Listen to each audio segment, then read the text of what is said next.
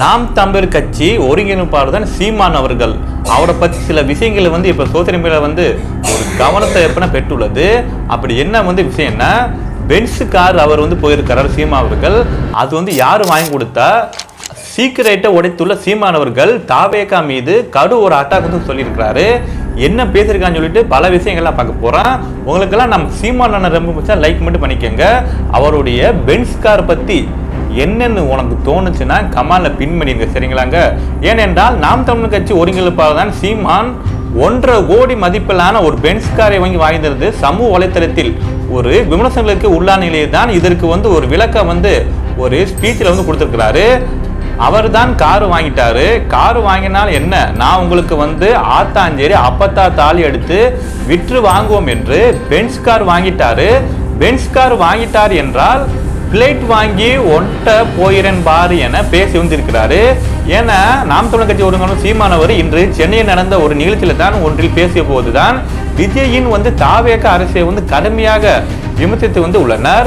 மேலும் தான் திரள் நிதி வாங்குவதும் சரி, பென்ஸ் கார் வாங்குவது போன்றவற்றை குறித்து ஒரு விளக்கமாக வந்து பேசியிருக்கிறார் அவர்கள். கட்சி காசில் தேநீர் கூட வந்து அருந்த வந்து மாட்டேன் என்று மக்களிடம் நான் வந்து பேச்சுஞ்சேரி வலிமை வந்து கேட்கிறேன். இனமாகவும் சரி பணமாகவும் சரி என் மக்கள் தான் என்னுடைய வந்து நிற்க வேண்டும்.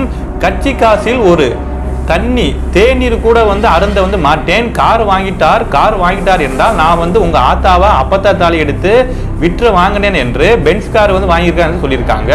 பென்ஸ் கார் வாங்கிட்டார் என்றால் பிளேட்டு வாங்கி ஒட்ட போகிறேன் பாரு. உலகம் முழுவதுமே எத்தனை கோடி மக்கள் எங்களை உயிரா வந்து நேசிக்கிறாங்க. ஒரு பெத்த புள்ள மாதிரி போலவே நேசிக்க எத்தனை ஒரு பேரம்பு கொண்டு எத்தனை பேர் இருக்கிறாங்க. நாங்கள் வேண்டாம் என்று வச்சிருக்கிறோம். ஆனா மருமகன் ஒரு நாள் வந்து காலையில் எப்ப வந்துள்ளனர், மாமா இவ்வளவு வந்து தூரம் வந்து பயணத்தில் இருக்கிறார் என்று ஒரு அவசர காசு கட்டி வாங்கி வந்து கொடுத்து எப்பனா போனார்கள். இங்கேயே தயாரித்தது தான் அது. வேண்டுமென்றால் கோணி சாக்களை வந்து டவுசர் தைத்து கொண்டு அலைய வேண்டுமா என்று கோமனை சுட்டி கொண்டு அலைய நீங்க வந்து எதுக்கு இப்படி வந்து பேசிட்டு திரியிறேன் என்று நினைக்கிறார்கள். ஆனா கொலவெறியில் வந்து இருக்கிறேன், பார்த்து இருக்குங்க. பேசவே ஆரம்பிக்கல, எதிர்க்கிறார்கள். எதிர்க்கிறார் என்றால் இன்னும் வந்து களத்திலே வந்து வரலே, வந்தால் என்ன வந்து பண்ணி வந்து பாருங்க.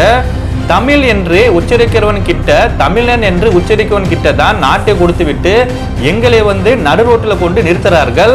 நடிகனுக்கும் சரி தலைவனுக்கும் சரி வித்தியாசம் தெரியாத ஒரு தருதலை வந்து கூட்டமா என்று எங்களுக்கு ஒரு பெருமிதம் வந்து திமிரு வந்து உள்ளது. எங்களை பற்றி என்ன வந்து பேசுறாங்களோ அவதூறு பேசுங்கள், புற பேசுங்கள் என்று பொய்யை வந்து பரப்புகிறார்கள். திருநீதி திருடர்கள் என்பவர்கள் வேறு என்ன பேச முடியும்? ஏனென்றால் திருநீதி வந்து திருடன் என்று இவ்வளவு நாள் வந்து சொன்னது யாரு?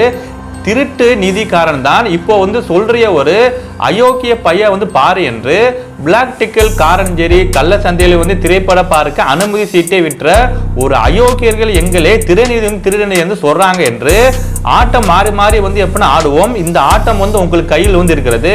உங்கள் காலில் இருக்கும் 10 ஒரு நாள் எங்கள் கால்களுக்கு வரும் என்று நாம் தமிழர் கட்சி சீமான் வந்து இவ்வளவு விஷயம் வந்து சொல்லியிருக்காங்க.